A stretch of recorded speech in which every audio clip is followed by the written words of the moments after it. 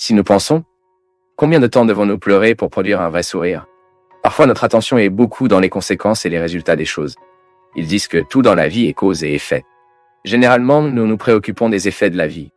Mais qu'en est-il des causes? Ces premières réalités que nos yeux n'atteignent généralement pas au premier regard. Les causes sont légèrement plus profondes que les effets. Les gens intéressants sont généralement ceux qui traitent des causes. Le bon sens, la plupart des gens traitent des effets, même parce que les gens qui transforment la société sont ceux qui pensent les causes, sont ceux qui travaillent dans les causes, sont ceux qui sont capables d'agir directement sur les causes, et c'est pourquoi ils changent la vie. Ils disent que c'est une belle légende. L'histoire a raconté à deux pêcheurs au bord d'une rivière. Quand soudain un enfant est passé dans les eaux, se noyant là-bas. L'un des pêcheurs s'est immédiatement lancé dans la rivière pour sauver cet enfant noyé.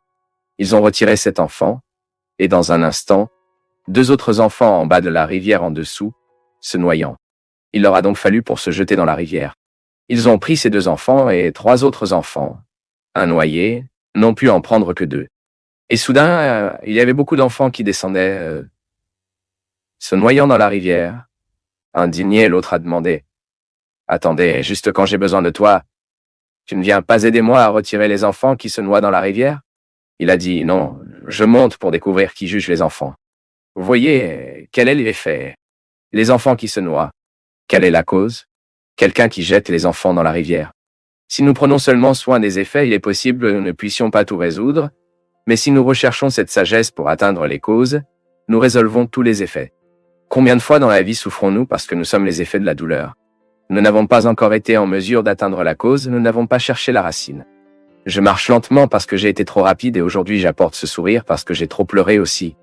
Vous qui avez déjà vécu l'expérience sévère de la souffrance en profondeur et avez découvert la cause de cette souffrance, vous saviez bien préparer votre sourire. Je trouve cela intéressant, la possibilité de regarder le contexte des causes de la vie, pas seulement le contexte des effets. Lorsque nous observons uniquement le contexte des effets, nous risquons d'être injustes envers les gens. Une personne est bien plus qu'un effet que je peux observer. C'est le mélange de causes que je ne connais parfois pas, mais que par la force de la connaissance, l'approche, je peux arriver. Vous le savez très bien. Combien de fois dans la vie vous avez été observé? Vous avez été considéré comme un effet et seulement. Personne ne se préoccupait du tout des causes de sa vie, ce qu'il a généré en tant que personne. Vous n'étiez considéré que comme un effet? Et les effets sont transitoires, les passagers. Ils changent. Les causes sont des réalités plus fructueuses. Ce qui me fascine en Jésus, c'est sa capacité à découvrir les causes, non seulement pour faire face aux effets. Jésus n'était pas préoccupé par des défauts apparents, par les effets apparents des gens. Jésus était inquiet. C'était avec la cause, avec ce qu'il avait plus profondément dans ce cœur devant lui. Et donc toutes les personnes qui ont été regardées par Jésus ont reçu ce courage pour se mettre au défi. Ce courage de sortir d'eux-mêmes, de laisser ces causes apparentes, de ces effets apparentes, et d'atteindre la racine des causes. Parce que si nous voulons changer nos vies, nous ne sommes pas suffisants pour les effets, nous devons y aller dans les causes. Et pour que nous puissions arriver à la cause du défaut, nous devons avoir beaucoup de patience avec nous. Pour que nous atteignions la cause du défaut de l'autre, nous devons avoir beaucoup de patience avec lui. Personne n'a promis que ce serait facile. Si nous voulons aimer, si nous voulons prendre cette vie au sérieux, nous devrons le regarder tous les jours. Nous devrons être calmes afin que nous puissions jeter l'eau au bon moment de la plante, afin que nous puissions goûter les fruits plus tard. C'est le processus humain, mon peuple. C'est le processus divin mélangé dans cette merveilleuse condition humaine. Beau processus que vous vivez, que je vis aussi. Qui sait aujourd'hui que Dieu nous donnera là, grâce que vous, à travers ce qui sera dit ici, entrez dans l'univers de vos causes et pas seulement à partir de ses effets. Vous vous battez peut-être beaucoup avec vous, et rien ne fonctionne précisément à cause de cela. Vous vous battez uniquement avec vos effets. Non, cherchez le plus profond d'entre vous. C'est là que Dieu peut transformer, c'est là que Dieu veut convertir. C'est là que Dieu veut changer.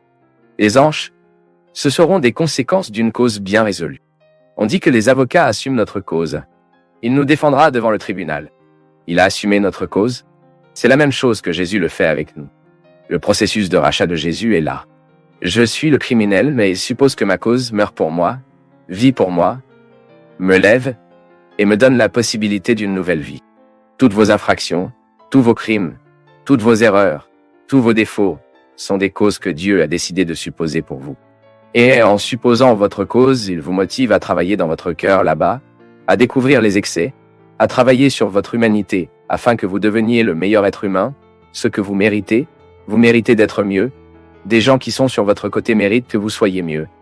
Et c'est à partir de cette mystique que nous découvrons nos causes. Et par conséquent, l'amélioration de nos effets.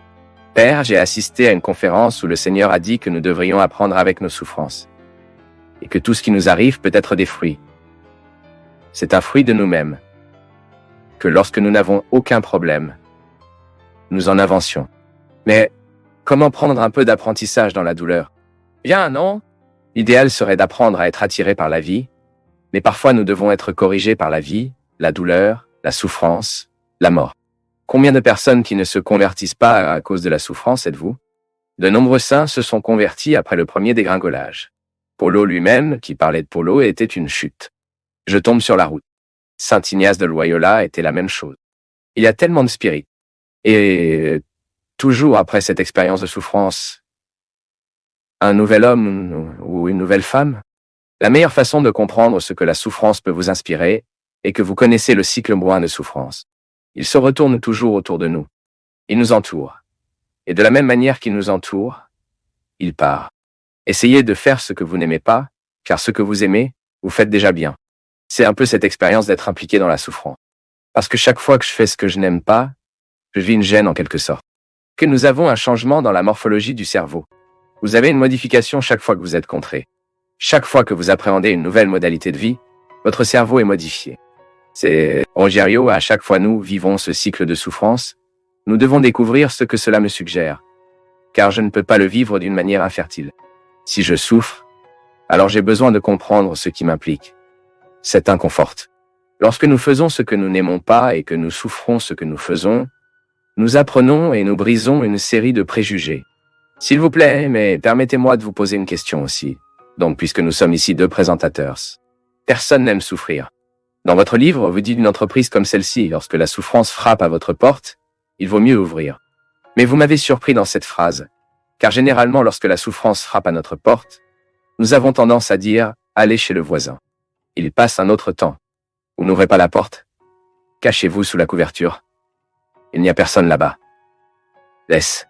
Souffrance de la mort, par exemple, d'un parent. Vous avez vécu cela, j'ai vécu cela. Alors, mais pourquoi l'ouvrir? J'étais à Petropolis et j'ai rencontré un garçon que je connaissais l'histoire parce que quelqu'un m'avait déjà dit. La personne que vous trouverez a traversé cela. Il avait perdu ses 3 enfants dans l'accident. Et quand j'ai trouvé, il ne m'a pas non plus raconté l'histoire et je n'ai pas eu le courage de demander. Mais c'est drôle. Quand je faisais face à un être humain qui n'était pas commun, personne ne passe par la douleur comme ça. Et je le regardais comme ça. Il avait déjà une sérénité acquise. Certainement après beaucoup de larmes, beaucoup de douleur. Et même aujourd'hui, il devrait tout ressentir. Mais j'étais devant lui avec un caractère sacré. Il sait ce passage enlève la sandale de votre pied. Car ce sol que vous avez avant vous, c'est saint. Parce que parfois ça peut sembler une théorie, non? Un ensemble d'histoires qui sont vraies, mais que vous n'y avez souvent pas vu dans l'ossifié avant vous. Incarné. Et quand je suis resté devant cet homme qui connaissait la souffrance profonde qu'il avait passée, tout comme lorsque je trouve des gens que je sais aussi qu'ils ont souffert de coups durs, je suis sûr que je suis confronté à des personnes spéciales. Pendant plus de 10 ans, Fabio, vous avez suivi ma vie, j'ai presque chaque semaine dans notre vie folle, j'ai du plan effrayé. Donc, le jour où je devais aller en avion, mon instinct était déjà totalement non réglementé. Quand je suis monté dans l'avion, et si vous avez donné une turbulence, il dit ce qui suit, que lorsque vous voulez ce que vous ne voulez pas, vous pouvez vouloir ce qui n'est pas souhaitable, l'effet négatif disparaît. Comment a-t-il découvert cela? Il l'a découvert dans le camp de concentration. Pendant la Seconde Guerre mondiale, il était prisonnier, parce qu'il était juif. Il était donc là, et il a découvert qu'ils n'étaient pas les plus saints qui vivaient plus, mais ceux qui pouvaient attribuer un sens à la vie. L'esclavage même qui vivait à l'intérieur. Esclavage lui-même, souffrant. Ensuite, ceux qui ont accepté l'absurde, qui pourraient se rendre, a fini par vivre plus et mieux. Les vieillards malades vivaient plus que des jeunes forts. Et nous le voyons aussi aujourd'hui. Les personnes âgées, avec une très bonne humeur, qui acceptent la vie telle qu'elles sont, vivent beaucoup plus. Et parfois, les malades, gérant leur maladie, vivent plus. Alors que se passe-t-il? Si vous acceptez la souffrance, si vous ouvrez la porte, vous désarmez la souffrance. C'est pourquoi je sors un nouvel album qui a une chanson qui appelle La livraison à Jésus. J'ai toujours, en tant que théologien, je l'ai toujours trouvé très compliqué quand je vais à l'hôpital pour dire à la personne, regardez, donnez-le à Jésus. Aujourd'hui, je comprends que la prière de reddition, pour tout mettre entre les mains de Dieu, est une prière profondément psychologique. Que la personne veut ce qu'il ne veut pas et que tout commence à avoir un sens. Maintenant, je vais donner un exemple que vous comprendrez. Qu'est-ce que l'intention paradoxale? Lorsque nous voulons nous souvenir du nom de quelqu'un et ne nous souvenez pas, plus vous voulez vous souvenir, moins vous vous en souvenez. Maintenant, si vous pouvez renoncer au désir de se souvenir, donc, plus vous voulez et vous vous accrochez à ça, je souhaite, tu sais, Fabio, plus vous voulez de succès, moins il viendra. Maintenant, disons comme ça. Je ne veux plus réussir. Ce ne sont pas des gens qui vous chercheront. Maintenant, demandez des applaudissements que personne ne donne. Ensuite, il appelle l'intention paradoxale. Je pense que c'est pourquoi vous devez ouvrir la porte.